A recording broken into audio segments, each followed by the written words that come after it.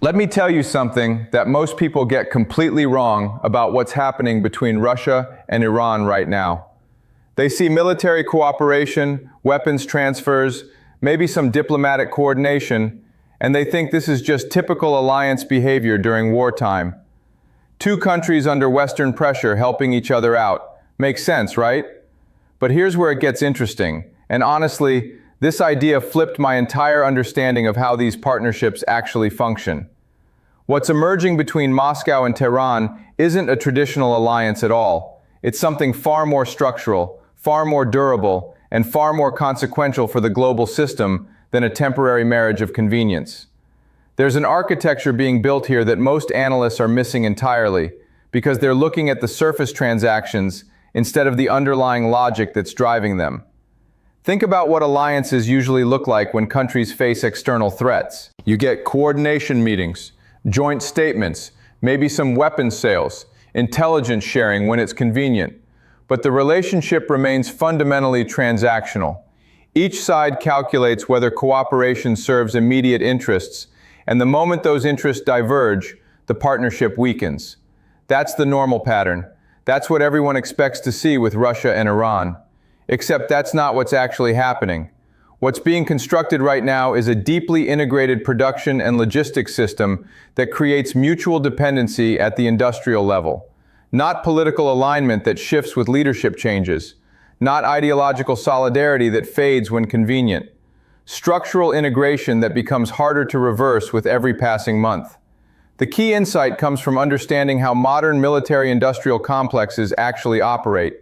And this is where most coverage completely misses the point. People focus on the weapons themselves, the drones, the missiles, the technology transfers. Those are visible, those make headlines. But the real story is happening at the production level, at the supply chain level, at the engineering collaboration level. Russia and Iran are not just trading finished military products, they're building joint production facilities, sharing component manufacturing, creating integrated supply chains that span both countries.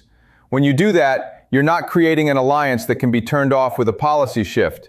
You're creating industrial interdependence that has its own momentum, its own logic, its own resistance to change. To understand why this matters so much, you have to think about what actually sustains great power competition over the long term. It's not nuclear arsenals sitting in silos. It's not even conventional military superiority in any given moment. It's industrial capacity. The ability to produce, replace, innovate, and scale military capability faster than your opponents can destroy it. That's what won World War II. That's what exhausted the Soviet Union during the Cold War. And that's what determines which countries can sustain prolonged confrontation with the West without buckling under pressure. Russia has sophisticated weapons technology and design capability, but faces severe manufacturing constraints due to sanctions. Iran has growing industrial capacity and raw materials, but lacks access to advanced military technology. What we're watching is the deliberate fusion of these complementary capabilities into something that addresses both countries' structural weaknesses simultaneously. Let me walk you through exactly how this works, because the architecture is actually three separate integration layers running simultaneously. The first layer is drone production. And this is the most visible element because these weapons are being used in Ukraine right now. Iran has been producing unmanned aerial vehicles for years, steadily improving their range, accuracy, and sophistication despite international sanctions. Russia designed drones too, but its production capacity got hammered by Western sanctions targeting electronic components, precision manufacturing equipment, and specialized materials. So instead of Russia just buying finished Iranian drones, which would be a normal transaction, they're doing something more fundamental. Russian and Iranian engineers are working together to modify Iranian drone designs for Russian production. Components are being manufactured in both countries. Assembly happens in facilities that didn't exist 2 years ago. The knowledge transfer goes both directions, with Russian aerospace expertise improving Iranian designs, while Iranian sanction evasion manufacturing techniques help Russia work around component shortages. This isn't a weapons purchase. This is industrial merger at the tactical level. And once you build that kind of integration, you can't just shut it down when political winds shift. The facilities exist. The supply chains operate. The engineering teams have established working relationships. The institutional knowledge is embedded. You've created structural dependency that transcends whatever political agreement initially authorized it. The second layer is missile production, and this is where things get particularly significant for regional power projection. Iran has substantial ballistic missile production capability, probably the most sophisticated in the Middle East, but they've faced persistent challenges with guidance systems, terminal accuracy, and miniaturization of warheads. Russia has world-class expertise in precisely those areas, developed over decades of ICBM and cruise missile programs. What's emerging now is Russian technical assistance helping Iran overcome specific bottlenecks in missile accuracy and range, while Iranian production capacity helps Russia rebuild stockpiles that got depleted in Ukraine. Again, this isn't just technology transfer. It's integrated production where components, expertise, and manufacturing happen across both countries' industrial bases. The implications here extend well beyond the Russia-Ukraine conflict. Iran's regional adversaries, particularly Israel and Saudi Arabia, have built their defense postures around assumptions about Iranian missile accuracy and capability. If that capability jumps significantly due to Russian technical integration, the entire regional strategic balance shifts. And it's shifting not because of a temporary technology handoff, but because of permanent industrial integration that continues improving Iranian capability over time. The third layer is the one that gets almost no attention, but might be the most consequential in the long run, and that's naval cooperation. Russia has been a naval power for centuries, with submarine technology, surface combatant design, and blue water operational doctrine that Iran has never possessed. Iran, meanwhile, has developed asymmetric naval capabilities specifically designed for the Persian Gulf and Strait of Hormuz environments. Fast attack craft, mine warfare, coastal defense systems, approaches that Russia never prioritized because its naval focus was always ocean-going fleets. What's developing now is knowledge exchange, where Russian submarine and naval engineering expertise flows to Iran, while Iranian asymmetric naval tactics and Gulf-specific operational experience flows to Russia. This matters because Iran's ability to threaten maritime choke points is one of its core strategic assets, and Russian technical assistance could substantially enhance that capability. Simultaneously, Russia gains operational insights into littoral warfare that could apply to Black Sea operations or other coastal theaters. Now add to this something that makes the Russia-Iran integration particularly difficult to counter from the Western perspective. Both countries have spent years, in Russia's case decades, building sanction-resistant economies and industrial systems. They've developed alternative payment mechanisms, cultivated non-Western suppliers, built domestic production capacity for items they used to import, created parallel economic systems that operate outside Western financial infrastructure. This means that the primary tool the West uses to prevent exactly this kind of military-industrial integration, economic sanctions, has significantly reduced effectiveness. You can't sanction supply chains that were specifically designed to operate outside the system you control. Let's look at how this played out historically, because there's actually a pretty clear precedent for what happens when two sanctioned states with complementary capabilities start deep industrial integration. During the 1930s, Germany and the Soviet Union engaged in substantial military-industrial cooperation, despite ideological opposition and mutual suspicion. German engineering expertise helped Soviet industrialization and weapons development. Soviet raw materials and production capacity helped German rearmament. The Molotov-Ribbentrop Pact gets remembered for the territorial division of Eastern Europe, but the economic protocols attached to it created genuine industrial interdependence. German weapons designers worked in Soviet facilities. Soviet resources flowed to German factories. Production chains spanned both countries. This didn't prevent eventual war between them, but it did accelerate both countries' military capabilities in ways that shaped the entire trajectory of World War II. The lesson isn't that cooperation prevents conflict. The lesson is that deep industrial integration accelerates capability development in ways that purely transactional relationships cannot achieve. The Russia-Iran integration is following similar logic. These aren't natural allies. Russia is historically an imperial power that conquered Muslim territories and has often had fraught relations with Iran. Iran is a revolutionary Islamic state whose ideology has little in common with Russian nationalism. They compete for influence in places like Syria and the Caucasus. They have different regional priorities and different ultimate visions of global order. But none of that prevents deep industrial integration when both face sustained pressure from the same adversary and possess complementary capabilities that address each other's critical vulnerabilities. Here's another historical pattern worth considering. During the Cold War, the Soviet Union provided massive military-industrial support to various client states: Vietnam, Cuba, North Korea, Syria, Iraq, at different periods. But that support was almost entirely one-directional. The Soviets exported weapons, training, and technical assistance. The client states provided geopolitical alignment and occasionally military bases or resource access. There was very little reverse flow of capability or genuine industrial integration. The relationships remained patron-client rather than peer partnership. This meant that when Soviet support ended, either due to collapse or policy shift, the client states' military capabilities immediately began degrading. They couldn't sustain what they hadn't built themselves.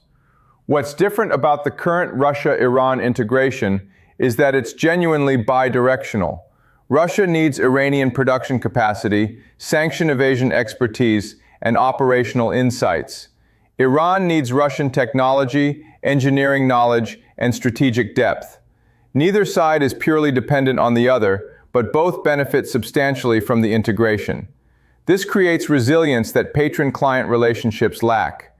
Even if political leadership changes in either country, even if tactical cooperation in specific conflicts ends, the underlying industrial integration has its own logic and momentum.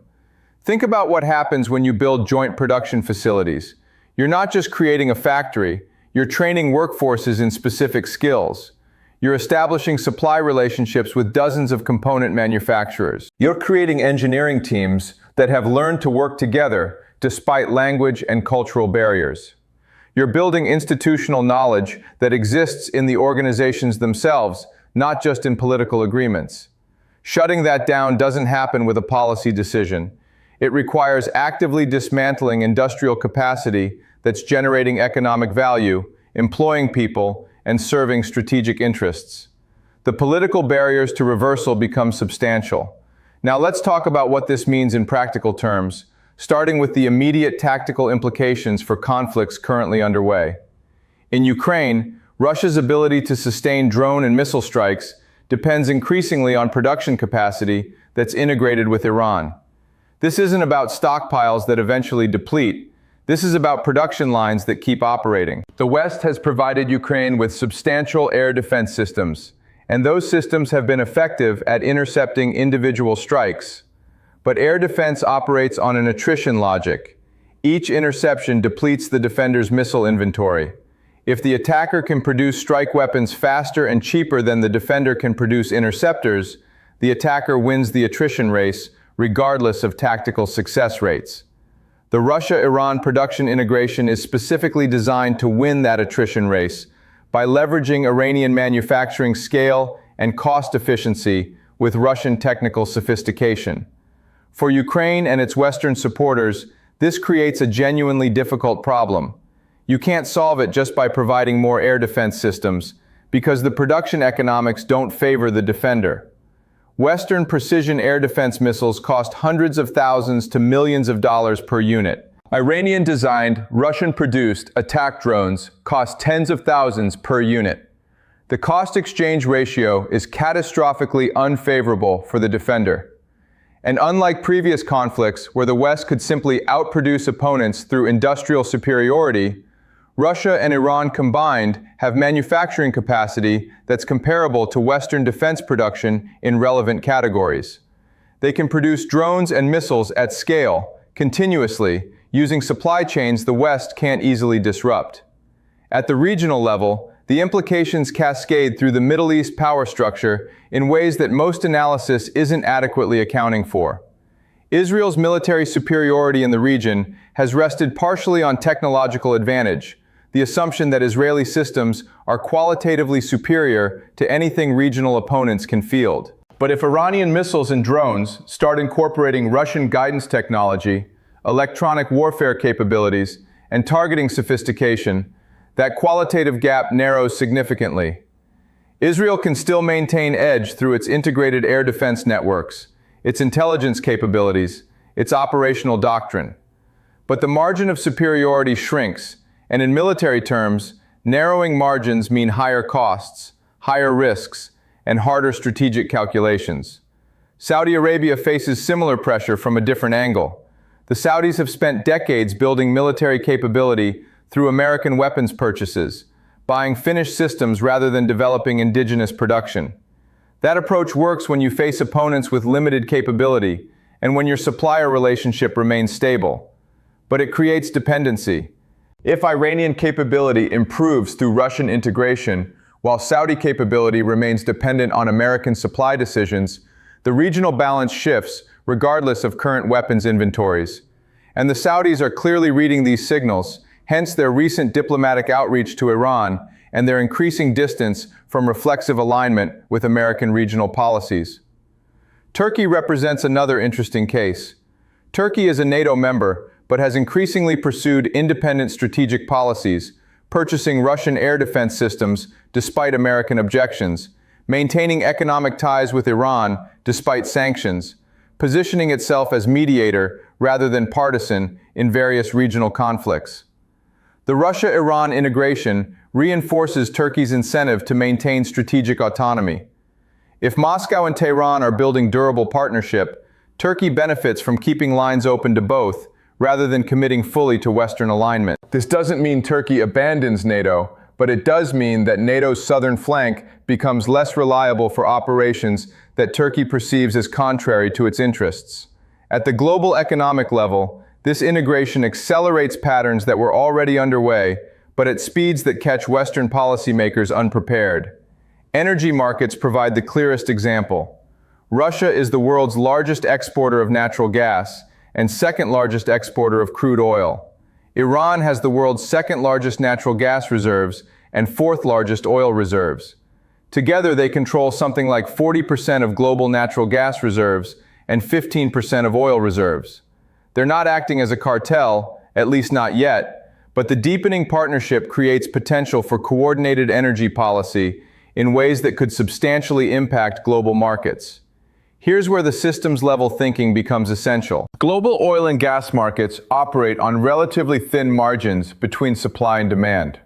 A few percentage points of supply disruption can send prices spiking. A few percentage points of additional supply can crash prices. Russia and Iran together have the capacity to swing global energy markets in either direction through coordinated production decisions. They also both benefit from higher energy prices, which fund their state budgets and military modernization. And they both face Western countries that are extremely vulnerable to energy price shocks because those economies run on cheap energy and have limited strategic reserves relative to consumption.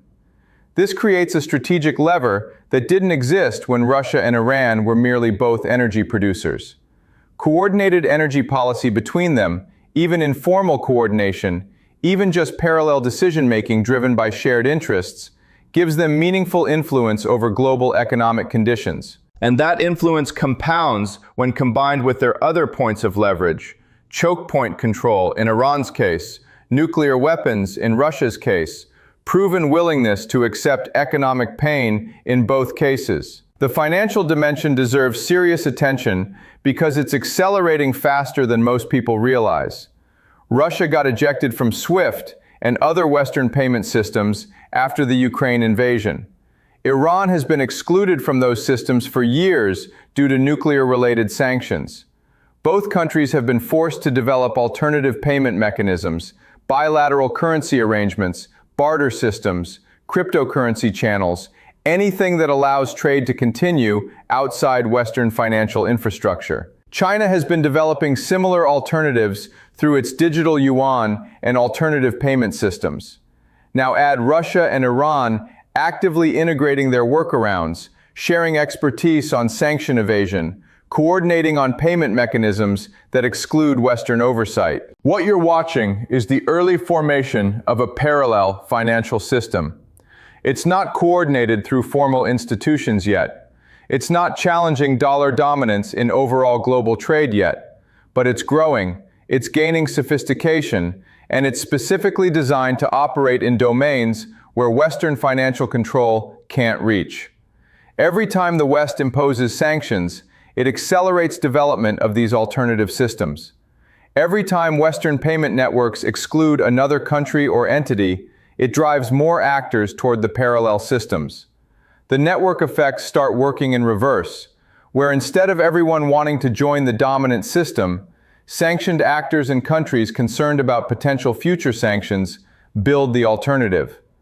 At the structural level, the Russia-Iran integration represents acceleration of a broader pattern that's been building for years, but is now reaching critical momentum. The post-Cold War assumption was that globalization would be American-led, that economic integration would happen on Western terms, that countries wanting to develop economically would have to accept Western institutional frameworks and rules.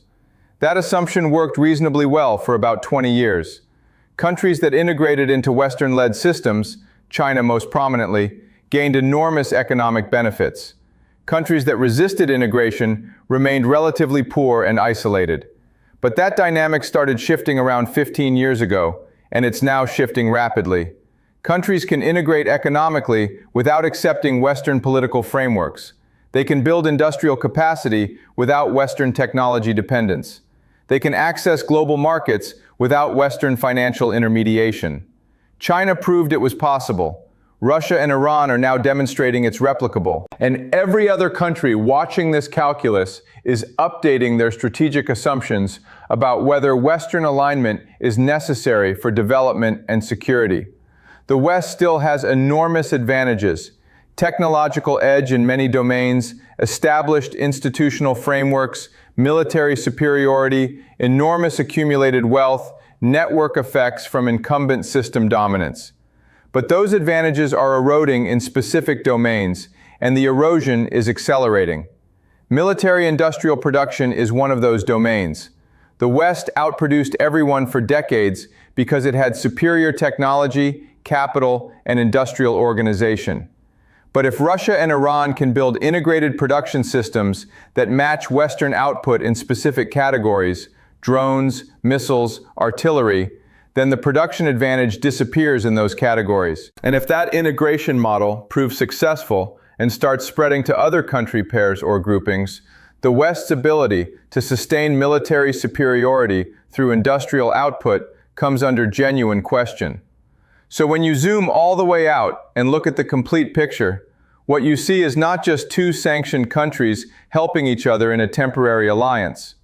What you see is the construction of an alternative model for how second-tier powers can build and sustain military-industrial capability outside Western systems. The integration between Russia and Iran is the test case. If it works, if they can build durably integrated production that sustains capability growth despite Western opposition, then the model becomes available for replication. Iran and North Korea could pursue similar integration. Russia and China already have deep coordination. Various combinations become possible once the basic approach proves viable. The real question is not whether Russia and Iran can cooperate militarily. Obviously they can, and they are. The question is whether they can build structural integration deep enough that it becomes self-sustaining, regardless of political changes, leadership transitions, or tactical disagreements. Can they create industrial interdependence that has its own institutional momentum? Can they build production systems that continue operating because they make economic and strategic sense, even when political relationships are strained? The historical evidence suggests it's possible, but difficult. The current evidence suggests they're making serious attempts. And the trajectory over the next few years will tell us whether second-tier powers can build durable partnerships that meaningfully constrain Western freedom of action. What makes this particularly unsettling to strategists in Washington is that there's no clear policy response that addresses the underlying dynamic. You can sanction both countries more, and the West is already doing that, but sanctions are what's driving the integration in the first place. You can try to disrupt their supply chains, but those supply chains are specifically designed to resist disruption. You can provide more support to countries threatened by Russia or Iran, but that doesn't solve the production economics or the structural integration that's enabling sustained capability growth. The West is discovering that its traditional tools, sanctions, technology denial, alliance pressure, work less effectively against adversaries who've adapted their entire economic and industrial systems to operate outside Western influence.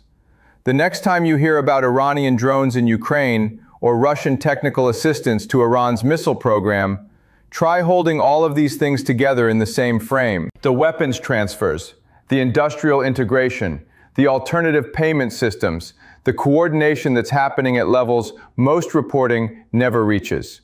Because they're not separate stories, they're different angles on the same story.